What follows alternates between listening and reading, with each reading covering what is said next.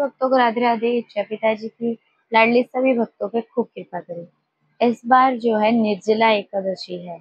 काफी भक्तों की कंफ्यूजन है कि 17 तारीख को रखे या 18 तारीख को रखे या फिर दोनों ही दिन हमें व्रत रहना होगा। तो इस कंफ्यूजन को काफी भक्त कह रहे हैं हम तो 3 दिन का उपवास हो जाएगा, क्योंकि 10वीं वाले दिन को भी नियम फॉलो करते हैं भक्त, फिर एकादशी भी, फिर 18 तारीख को भी। तो 17-18 किस दिन का हम जो है उपवास रहें। तो देखिएगा, मैं आपको सबसे पहली बात तो 10वीं से हमारा नियम शुरू होता है। निर्जला एकादशी सबसे बड़ी एकादशी मानी जाती है। जब साल की 24 एकादशियों में से सबसे बड़ी एकादशी है, 26 में भी सबसे बड़ी एकादशी। जो व्रत कोई भी इंसान पूरे साल ना रहे, नहीं रह सकता, और वो चाहता है कि मैं सिर्फ एक एकादशी करूं और मुझे सभी एकादशियों का फल प्राप्त हो, तो आप जो है निर्जला का व्रत कर सकते हो।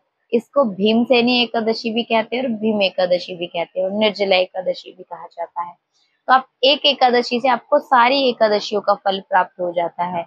अब निर्जला एकादशी के दिन अब भक्त कहेंगे कि जैसे हमारी अब 16, 17, 18, तो 3 दिन का नियम हम कैसे फॉलो करें। तो देखिएगा, जो 10वीं वाला दिन होता है हमारा, 10वीं युक्त एकादशी कभी भी नहीं रही जाती है, क्योंकि ये व्रत कभी नहीं रहना चाहिए। एकादशी हमेशा द्वादशी से लगती हुई होनी चाहिए। तो इस बारी आपको, जैसे बहुत बार मैंने वीडियो में बताया है कि महाद्वादशी आती है, तो महाद्वादशी में से इस बार भी महाद्वादशी है। सर्वप्रथम जिस दिन आप 10वीं होती है, 10वीं वाले दिन आप रात्रि में भोजन ना ही करें। शाम तक जो अपना भोजन कर ले, 4-5 बजे तक भोजन कर ले, रात्रि में भोजन ना करे। लहसुन प्याज नहीं खाना होता है। 10वीं वाले दिन भी चावल नहीं खाना है, ना तामस चीजें आपको ग्रहण करनी है। अब आ गई 17 तारीख की बारी। तो 17 को अगर आप काफी भक्त, 17 और 18 2 दिन संयोग बन रहे, लेकिन 18 को ही उपवास रहा जाएगा और 19 को पारण होगा। गौड़िया मठ, राधा रमन हो गया, निम्बाल संप्रदाय हो गया, सब जगह जो 18 को ही रखा जा रहा है उपवास, 18 को ही व्रत रहना है। अब कुछ भक्त कहते हैं कि 17 को भी एकादशी लग रही है, तो क्या हम 17 को अन्न ग्रहण कर ले, क्या हम अन्न खा लें। तो मैं आपको पर्सनली एक ही चीज सजेस्ट करूंगी, क्योंकि उस दिन भी एकादशी का शुभ संयोग है कुछ, लेकिन हम जो है उस दिन पूरा दिन व्रत नहीं रह सकते। तो आप 17 को फलाहार कर ले, पूरा दिन आप फलाहार जो है ना ले सकते हो। अब किसी की स्थिति ना हो कि सिर्फ फलाहार से हम कर सके, तो जिनकी स्थिति ना हो सही, वो कर सकते हैं अन्न ग्रहण। लेकिन कृपया करके जो सही स्थिति है, जिनकी जो रह सकते हैं, वो 17 को पूरा दिन फलाहार करे, 18 को निर्जल व्रत रहे, क्योंकि 2 दिन की 24 घंटे की एकादशी नहीं कर पाएंगे, काफी वक्त नहीं रहा जाएगा उनसे। तो एक दिन आप पूरा दिन फलाहार, 17 को निर्जल मत रहिएगा, 18 तारीख को ही निर्जला एकादशी का व्रत रखिएगा।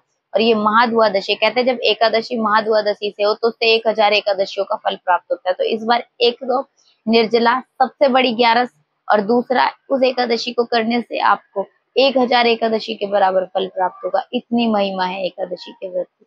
अब जो है, आप जो एकादशी का व्रत रहोगे 18 जून को, तो आपको पारण करना है 19 जून को। तो 19 जून को जो पारण का समय है, आप जो 19 जून को जो है एकादशी का जब पारण करोगे, तो पारण का हरिवासर में कभी भी पारण नहीं होता है। तो आपको पारण सुबह 19 तारीख को, 19 जून को 6:11 से लेकर 7:28 के बीच में ही पारण कर लेना है। उसके बाद जो है आप पारण नहीं कर सकते हो। द्वादशी का इतना ही संयोग, और आपको द्वादशी इतने देर तक ही रहेगी, तो आपको इसी बीच में अपना पारण कर लेना है, नहीं तो आपको एकादशी का फल प्राप्त नहीं होगा। और इसमें आपको जो क्या है, काफी वक्त कहते हैं कि हम इस दिन क्या कर सकते हैं, तो आप देखिएगा, दान करने की बात आती है तो आप तुलसी दान भी कर सकते हो। माला जो दान होती है, तुलसी की मालाएं भी भक्तों को, संतों को जैसे दान करना चाहे वो कर सकते हो। मटका जो जल होता है, जल का सबसे बड़ा दान होता है। घड़ा जो है मटके का, वो मंदिर में दान कर सकते हो, जरूरतमंद को पानी पिला सकते हो आप।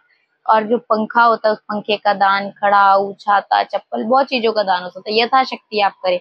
मैं तो कहूंगी हो सके तो 5 या 7 तुलसी का दान जरूर दान करें, अगर कर सकते हो आप।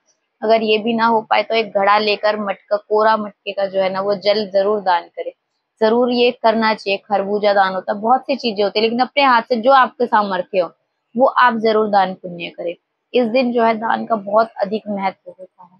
तो इस तरीके से आप अपनी एकादशी कंप्लीट कर सकते हैं। सभी को राधे राधे। जय श्री कृष्ण।